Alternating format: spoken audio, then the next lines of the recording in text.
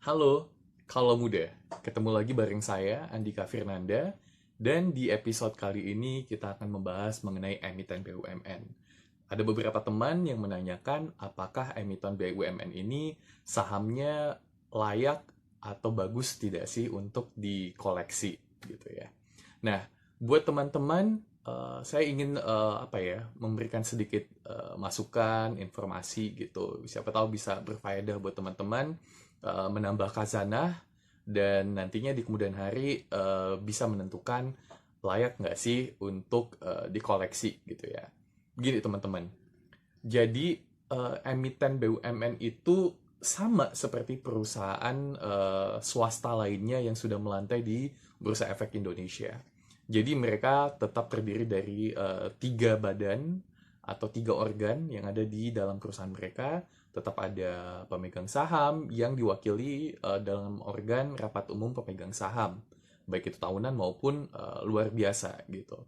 Yang kedua adalah ada dewan direksi, ada dewan komisaris sebagai pengawas.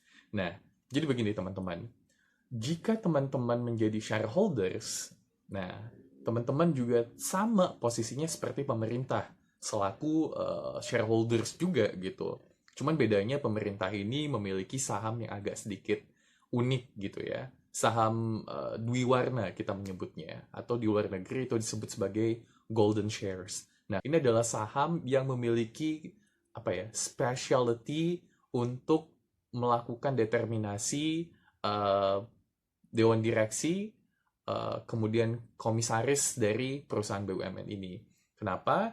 Karena ya itu adalah karakter dari saham golden shares atau saham di warna ini tadi, gitu teman-teman. Nah, bedanya kita sebagai masyarakat umum hanya bisa memberikan suara sama gitu, tapi tidak ada keunikan tadi.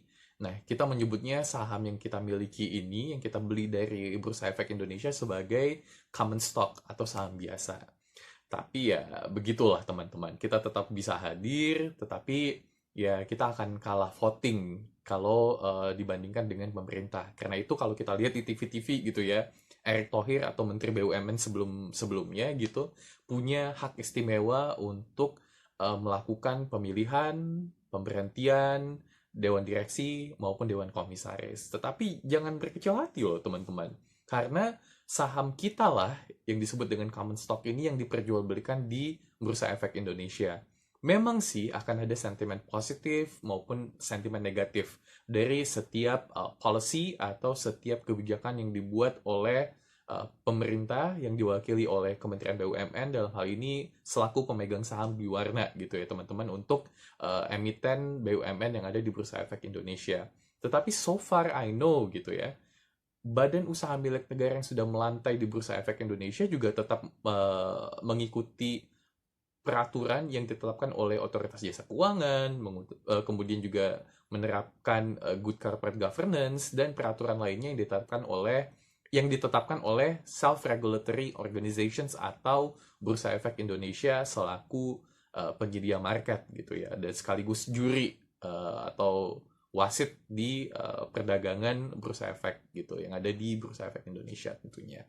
Nah, buat teman-teman juga jangan khawatir gini, kalau ada isu misalnya, nih kemarin ya yang udah, intinya seperti ini teman-teman, seperti holding perusahaan BUMN di sektor konstruksi gitu ya. Nah, kalau kita lihat, itu hanya sekedar konsolidasi gitu. Ada memang salah satu emiten ini yang ditunjuk sebagai holding.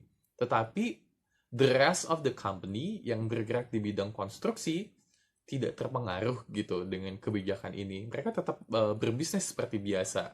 Jadi, Kementerian BUMN selaku representasi dari pemerintah, yaitu sebagai pemegang saham dari perusahaan BUMN yang sudah melantai di Bursa Efek Indonesia, tidak segampang itu untuk mengajukan atau memutuskan satu hal. Jadi memang harus tetap melalui proses rapat umum pemegang saham tahunan maupun rapat umum pemegang saham luar biasa.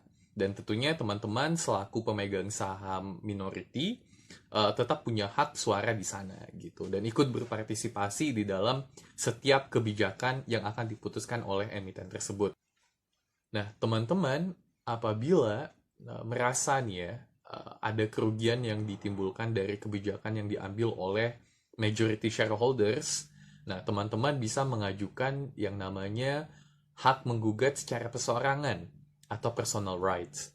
Nah, ini diatur di dalam pasal 61 ayat 1 Undang-Undang Perseroan Terbatas, yang antara lain menentukan bahwa setiap pemegang saham berhak mengajukan gugatan terhadap perseroan ke pengadilan negeri apabila dirugikan karena tindakan perseroan yang dianggap tidak adil dan tanpa alasan wajar sebagai akibat keputusan RUPS, direksi, dan atau komisaris teman-teman. Nah, hak ini menjadi dasar hukum gugatan teman-teman tadi. Kalau misalnya merasa ada kerugian yang timbul dari sana. Nah, tapi teman-teman harus ingat nih ya, teman-teman memiliki beban pembuktian di pengadilan gitu. Jangan sampai teman-teman asal gugat tetapi membuktikannya sulit gitu. Itu sama aja dengan bohong gitu, teman-teman. Lebih baik nggak usah gitu. Habis tenaga, habis pikiran gitu kan, capek gitu mikirinnya, dan habis juga lumayan ongkos dan biaya mengajukan gugatan ke pengadilan negeri setempat gitu. Jadi, long story short, what I'm trying to say dalam hal ini adalah you don't have to worry about, politics and that kind of stuff, di mana pemerintah memiliki istilahnya apa ya, interestnya, tetapi teman-teman fokuslah kepada valuasinya terlebih dahulu. Karena good corporate governance-nya sudah dijamin dan sudah pasti diterapkan, karena itu adalah ketentuan peraturan perundang-undangan, diawasi oleh OJK, diawasi oleh Bursa Efek Indonesia. Keputusan ada di tangan teman-teman. Whether you're going to buy the shares or not, it depends on you.